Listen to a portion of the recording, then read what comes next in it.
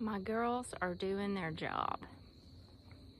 This is bed number 4 in the potager, and you can see where they've been working. So where the hay is here, you can see like this little L-shaped is where they have tilled it up and fertilized it for me already. And then I just come back and put a good layer of super soil and cardboard and hay really thick. This section right here, I just moved them just a few seconds ago, and they've tilled this little section up for me and fertilized it. So I'm about to put down another layer of super soil, cardboard, and hay right here. As quick as I move them, I try to come back right then and go ahead and do that before grass or weeds has time to grow up. Now, we started this bed last fall, and all I did was put down some chicken compost, and we brought in some soil from a burn pile that Gene had going over in the woods that had some wood ash and stuff in it. He brought me a good layer of that over here, the chicken compost, and some hay, and that was it. I didn't put down cardboard. I didn't put down black plastic or anything like that to suppress the weeds. And this bed had a lot of grass and weeds growing up in it this summer. You can see it. Whereas the garden bed number 2 and number 1 right here, I did a lot of cardboard, and on this bed I did the solarization with the black plastic, and I had no weeds this summer in these 2 beds. So this fall I'm going to take this bed and try to suffocate out the weeds. This summer we planted a cover crop of sun hemp in here. We fed it to the chickens and the rabbits all summer, and then we chopped and dropped it, and now I'm doing this, running my chickens through, putting down some super soil, cardboard, and hay. So I'm hoping by spring this bed is going to be awesome and grow me an amazing food. This is the super soil. We get this from a local resource. It is a mix of chicken manure, cow manure, mushroom compost, and sand, I believe. And it's sterile. There's no weed seeds or pathogens or anything like that in it, and it's really good stuff. So in the bed number 1 and number 2 here, I have planted a few things, but I can't really do a whole lot because of the deer. We haven't got our fence up yet, and what I have planted, they come up here and eat. I had cabbages and kale and arugula and spinach all down this row, and they come up and just rip them up right out of the ground.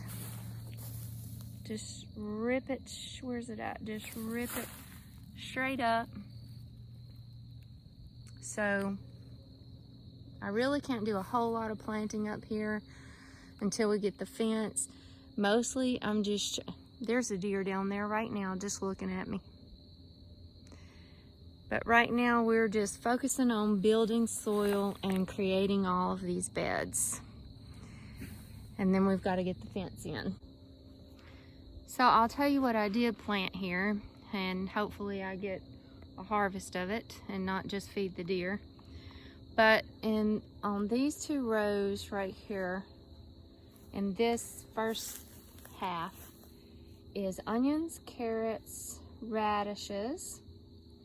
And then on the second half of these 2 rows is, on the one on the back is garlic and beets, and this one in the middle is garlic and carrots. And I wanted to put some lettuce with it, but it's just gonna be a waste of time and energy and money.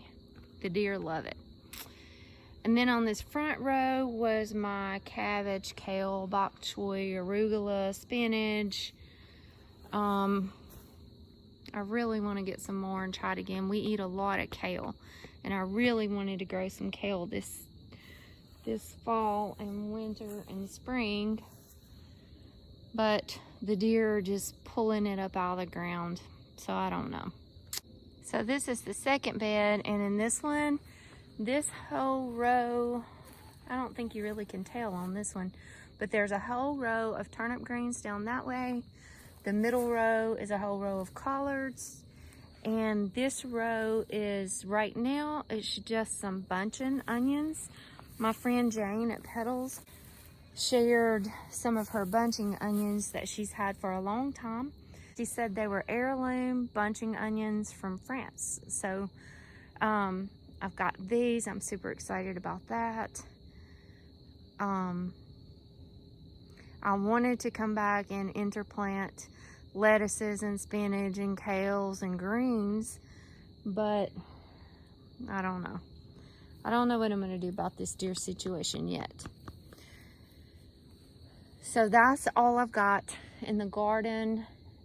Until I can get my fence up, I'm probably not going to get to grow too much food up here. So I'm just going to stay positive and focus on building my soil really, really well, and designing and creating and building this whole potager garden, and working on getting the fence up, and we're working on getting irrigation and water out here.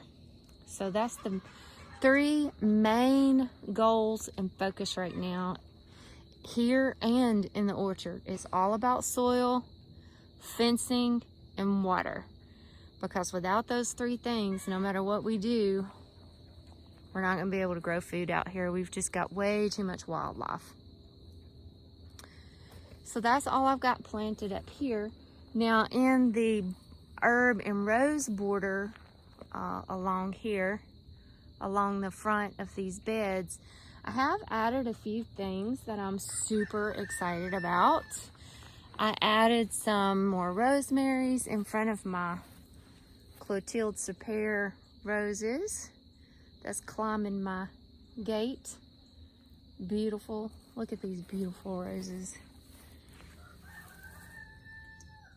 I mean, that is just gorgeous. Clotilde Super climbing rose. I've added little pockets of garden phlox on both sides. And this one is David. It's white, gets about 3 feet tall, I think. And it's white blooms. And I love garden phlox because it just blooms all summer. And in the heat, it doesn't mind the heat at all. So I've got David here, which is white. And look at this lavender. Love lavender. Let's see, here's a pocket of phlox that I added. This one is Texas pink. So it's about 2.5 feet, I think, and it's gonna be pretty pink blooms. I've added some more lavenders. That one is a Spanish lavender. And Spanish lavender, the blooms on it looks really different. Most of the lavenders, this one is like a little butterfly kind of bloom, but it's really good for our area. It can tolerate our heat and humidity really well. So this one's Spanish. I've added some more rosemary, and let me tell you about my roses that I've added. I'm excited about these roses. This one is Monsieur Tillier. It is a beautiful, deep pink. It's gorgeous. It's an old tea rose. It dates back to like 1890s, I believe. It's gorgeous and smells really, really good.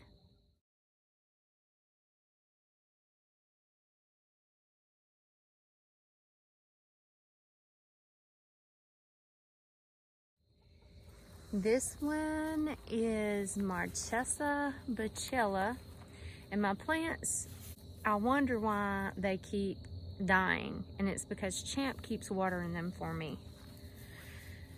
This one is Marchesa Bacella, which is a real delicate, beautiful, pale pink. It dates to like 1800s. Very, very fragrant, very strong rose fragrance. I love it.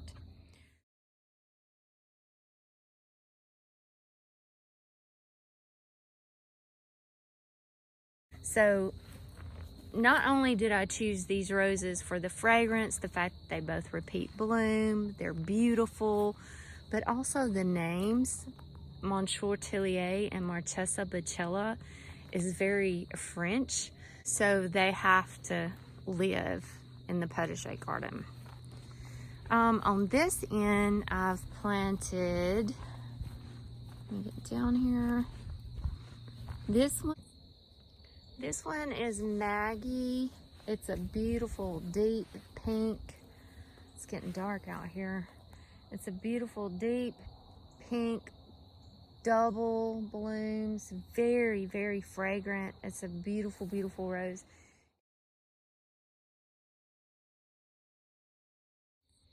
And I've added down here Belinda's Dream. The deer come and eat this one a little bit.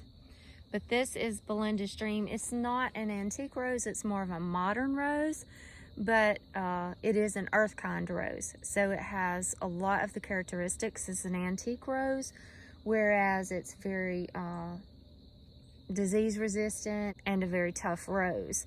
But Belinda's Dream is one of my all-time favorites, and she had to find a place in my garden somewhere. I've been waiting to get her in here. Quietness being my #1 favorite, Belinda's Dream is right up there with it. It's double, full, beautiful, traditional looking rose bloom, beautiful pink color. It's a great rose.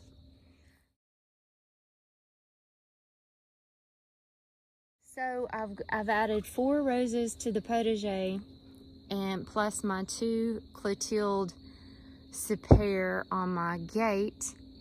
I love the fact that they have French inspired names and they have history, and they're going to be beautiful in this garden. Whenever they get a little bigger and they start blooming and putting on a show, I'll talk about those individually and tell you some fun facts and history about those as well. Also on this side, I've added some other phloxes. I added common purple somewhere. The deer come and eat some of those too. I'm hoping that they're tough enough to come out of it. You can barely see them. That one's common purple, which is a real pretty purpley pink color. And then this one, which you can barely see it thanks to the deer, is John Fanick, which is white with a purple eye. It's really, really pretty. So I'm hoping those come out of it. And I added lavender on this end as well. I added some more rosemaries. So that's all I'm gonna add this fall to this bed. And then when spring comes, I'll fill in some of the spaces. I do have some bee balm that I'm gonna transplant. Bee balm grows really, really well. And I've got a lot over in the chicken coop garden. So I'm just gonna dig up a little bit and bring some of that over here too. I think that would be nice to have that height in here.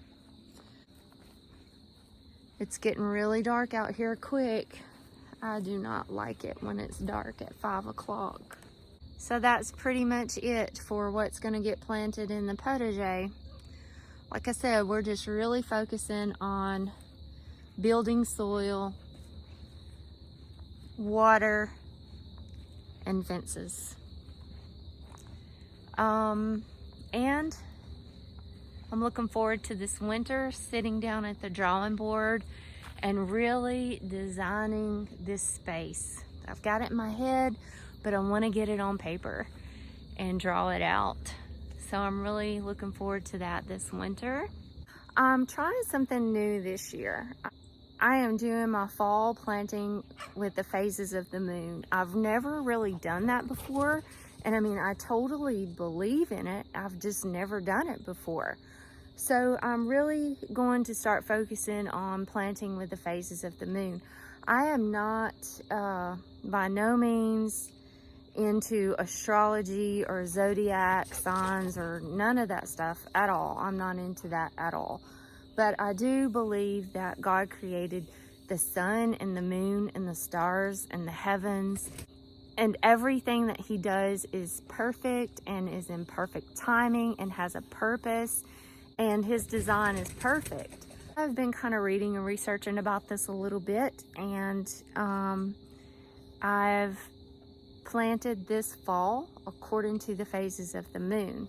I'm gonna go inside because it's getting really dark, and I will explain a few more things about planting with the moon phase to you inside where I can actually see. One thing that I found that was very helpful was you can go to moonconnection.com, and there is a calendar of when the phases of the moon are for the whole month. So for each month, you can pull that calendar up, and I've just been saving it in the photos in my phone, and then that way I can refer to it. So that helps a lot.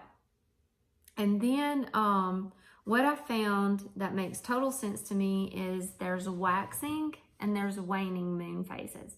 So waxing, you can think about that as like maxing. So the moon is growing with light until it reaches the full moon stage. And then waning is the opposite. It's decreasing with light, and then it's just illuminated on the left side.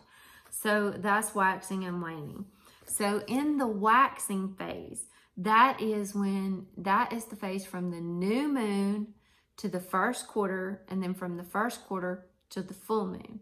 So when it's in the waxing phase of the moon, you want to plant things that are above ground.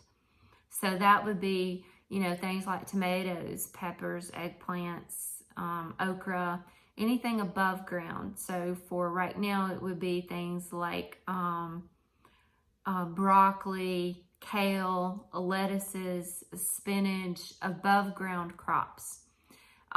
When you're in the waning phase of the moon, from the full moon to when it starts decreasing, that's when you're going to plant root crops, because that's when the gravitational pulls to the center of the earth. So that's when we're going to plant root crops. So like carrots, potatoes, garlic, onions, any root crops, that's when you would plant those. So you can go to that calendar, moonconnection.com, pull that up, and you can see when the different phases of the moon are, and you can know when to plant what. So again, from the new moon to the full moon is above ground plants. And from the full moon all the way back to the new moon again is your root crops. That's when you're going to plant your root crops. And again, I'm not into zodiac astrology, none of those kind of things at all. I mean, this is science, and this is facts. And I totally believe God created the sun, the moon, the stars, the heavens, the earth, everything, the oceans, the waters, everything. And He is a perfect God with a perfect design, and everything works together and has a purpose. And, I don't know why I've never planted with the phases of the moon. I mean, I don't know why, I just haven't done it. But this is just another step for me to work with nature and God's design, and not working against nature and trying to do things my own timing and my own way, but working with nature in the way that God has designed this earth to work. So I hope that helps you guys. I hope it kind of simplifies it for you a little bit. You may already be planting with the phases of the moon. If you are, and you have like some information, some helpful information, some knowledge, something you want to share, I would love for you to put some comments below, because like I said, this is new to me, and I'm learning it and figuring it out. And any information that you guys have to share would be awesome.